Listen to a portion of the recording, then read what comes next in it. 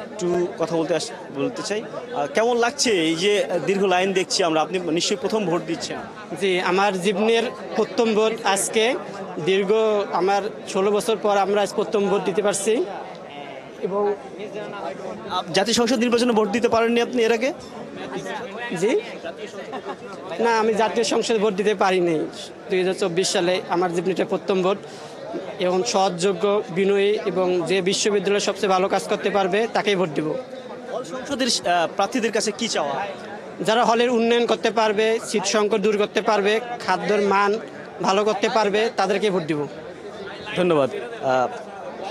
লাকিব, আপনি শুনছিলেন যে তাদের যে চাওয়া, আমরা শুনছিলাম যিনি ভোট দিচ্ছেন এবং জীবনে প্রথম ভোট দিচ্ছেন, এবং এই প্রথম ভোটটি তিনি এর আগে যে 2024 জাতীয় সংসদ নির্বাচন ছিল সেটি কিন্তু তিনি প্রদান করতে পারেনি। তবে আজকের এই ভোট দিতে এসে তার যে চোখে মুখে বা চেহারায় যে উচ্ছ্বাস আমরা দেখছি, সেই উচ্ছ্বাস আমরা প্রতিটি শিক্ষার্থীর মাঝে আমরা দেখছি। একটু বলবেন কেমন লাগছে আজকের এই ভোট? ভালো, মোটামুটি মানে মিশ্র প্রতিক্রিয়া আর কি। ঠিক আছে, ভোট দিতে আসছি সবাই, অনেক আশা করি সুস্থভাবেই সব কিছু সম্পন্ন হবে। ঠিক আছে, শহীদুল্লাহ হল। ধন্যবাদ। রাকিব, আমরা ভোটারদের বক্তব্য শুনছিলাম, প্রার্থীদের বক্তব্য শুনবো। এখানে হল ছাত্র সংসদের অনেক প্রার্থী, তারা ভোটারদের দ্বারে দ্বারে এখনো শেষ সময়ের জন্য আসছেন।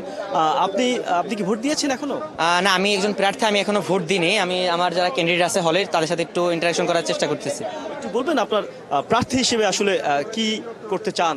প্রার্থী হিসেবে আসলে অনেকে আকাশ ছোঁয়া, অনেক আসলে ইশতেহারের মতো দেয়। আমি আসলে এইভাবে আকাশ ছোঁয়ার কোনো ইশতেহার দিই নাই।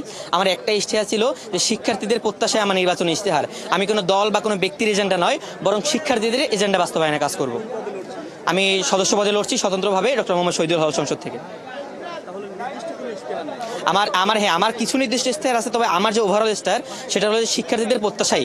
শিক্ষার্থীদের প্রত্যাশা কি রয়েছে? খাবার নিয়ে প্রত্যাশা রয়েছে, হলে সিট নিয়ে প্রত্যাশা রয়েছে, বাইরে শব্দ দূষণ রয়ে প্রত্যাশা রয়েছে, তারপর হলো বাইরের পরিবেশ মানে সুন্দর রাখার যে প্রত্যাশা রয়েছে, প্রত্যেকটা পার্ট আমরা এর মধ্যে ইনক্লুড করে দেবো ইনশাল্লাহ। শিক্ষার্থীদের সকল ইচ্ছা নিয়ে আমরা কাজ করব। ধন্যবাদ। আমরা প্রার্থীর কথা শুনছিলাম এবং ভোটারদের কথাও শুনছিলাম। সবারই যে প্রত্যাশা সেটি হচ্ছে যে এবারে যে ভোটটি হচ্ছে সেই ভোটটি আসলে একেবারেই নতুন যে গণতান্ত্রিক ধারা শুরু করে আসলে পুরো পরিবেশটা আপনার মাধ্যমে আমরা দেখলাম, তাদের কথাগুলো শুনলাম, এবং যারা আসলে ভোট দিয়ে বের হলেন তাদের অভিজ্ঞতাগুলো আমরা আসলে জানার চেষ্টা করলাম আপনার মাধ্যমে। ধন্যবাদ যুক্ত হওয়ার জন্য। সাজি সরকার, নিশ্চয়ই পরবর্তীতে আরও কথা হবে।